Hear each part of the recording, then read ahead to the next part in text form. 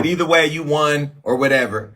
And I don't know what it was. Okay. But that wasn't the main event that everybody's been talking about. And that's not what you guys have been calling me about. Everybody's been asking me about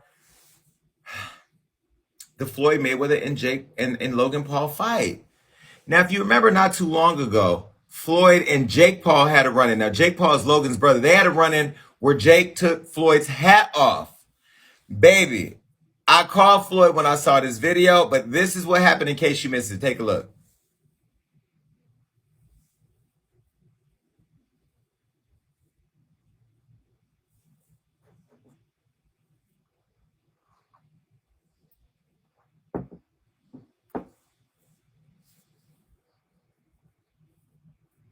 Now, baby, that resulted in Jake losing a tooth, reportedly losing a tooth, getting a black eye, and getting roughed up by Floyd and his security. Now, I wasn't there. I called Floyd afterwards. I said, Floyd, how was your day? And he said, motherfucker, you know how my day went. Because, it had circulated or whatever. He said, motherfucker, you know exactly how my day went. And Floyd had talked about really hurting Jake Paul. And so in my mind, when I hear Floyd, who I've never seen worked up like this in my life, say he's going to hurt the boy, I'm like, yo, he gonna kill this boy. So they fought, and even though the 8th round that ended without a winner, before it even got started, baby, people were taking to social media to talk about what they thought, specifically the fact that they couldn't even see it because the stream wasn't working. This is what Soulja Boy said. Take a look.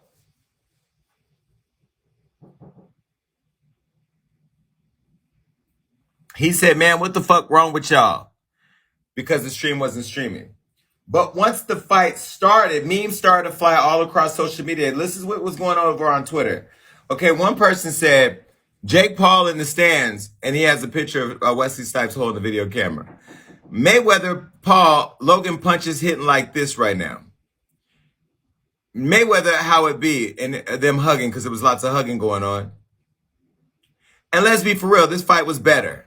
And it's 2 girls that we don't know. And if Floyd Mayweather KO'd Logan Paul, it would have felt like this. Martin Luther King standing above a bunch of niggas. Now, look, I won't lie. Did I want to see Floyd knock him out? Yes. I wanted him to knock him out so bad that I called Floyd the night before and I said, Floyd, knock him out in the first round. And what Floyd said was, if I knock him out in the first round, people will say they didn't get their money's worth. If I don't knock him out, they'll say that I lost it. And so this leads me here. A lot of people had a lot to say about Floyd's performance in the fight and saying that this fucked up his legacy and that it was a joke and he should have done more.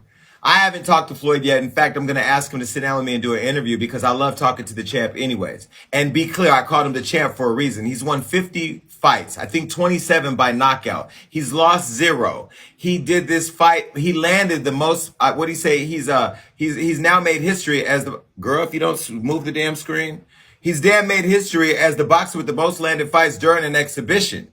So clearly he's continuing to set records. Now, while a lot of people doubted him and had a lot to say about his performance, let's be very clear. Okay? Let's be very clear. Floyd said something that hit home for me when I watched it, because I ain't gonna lie. This was the first fight of Floyd's that I left the arena early. This was the first fight of Floyd's that I didn't celebrate with him after. But it wasn't because I was disappointed. I just wanted to get out of there. But what I will say is that I was expecting more from him, like a fan.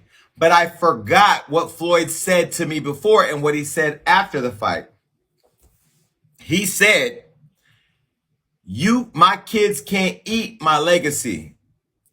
And that was really important to me. And then I saw something else online where people said that the fans used to be so mean to Floyd and so judgmental and so much attacking him in his career that the fans were never really there for him anyway, that most people buy the fight to watch him lose.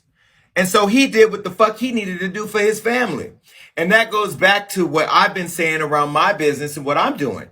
I'm not building Hollywood Unlocked to get a Emmy or a Grammy and this and that. And for a minute, I started to get complacent with why I started what I do. And I started looking at all this external validation. That's not why Floyd got in the game of boxing. He got in to feed his family, feed his team, take care of his children. And he does all of that immaculately. And for that, he got a bag.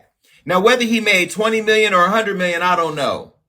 Do I wish I would have saw him knock the boy out so that way I could have said Black Lives Matter? Yes, but that's not what we saw. What we saw is what we saw. And he'll always be the greatest. Exactly. He'll always be the greatest boxer to me that lived. Not just because I know him and because he supports Hollywood Unlocked, but because he is. The numbers speak numbers for me. Jay-Z said men and women lie, but numbers don't. And the numbers say 50-0. He went out the champ. Like you said, he still has his faculties. And he's 44 years old, living his best life.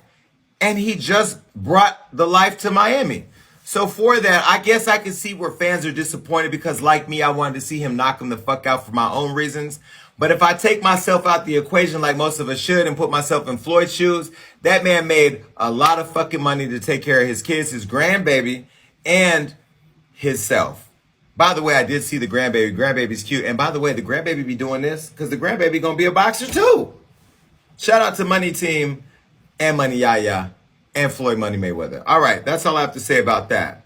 You can talk to me when we come up gagging or Gag Nation. Go ahead and put the number up right now so people know how to call me. They should have it in their phone already. And also put the link up so they can come see me on camera. 1402 gagging, 1402 GAGGING. Alexis, put the damn link up so people know where to come. Hello? Where the damn link? Oh shit, it's right there. They got two cameras over here, y'all. They got two computers. I don't know what the fuck to look at. I'm looking at the computer in front of me. Sorry, Alexis. You still be late to work, though. All right. Shit. Alexis got more excuses for being late to work. She could never do fries at McDonald's because the bitch would pull in and get a cheeseburger and no fries. Where the fry girl at? The fry girl, she's caught in traffic. She's the only person that'll forget something at home. She live way the fuck somewhere nobody should live. She has to turn around and go all the way back to get some shit that she should put in an Uber and have it sent to. Look, where's the it's above me? Put the it's above me.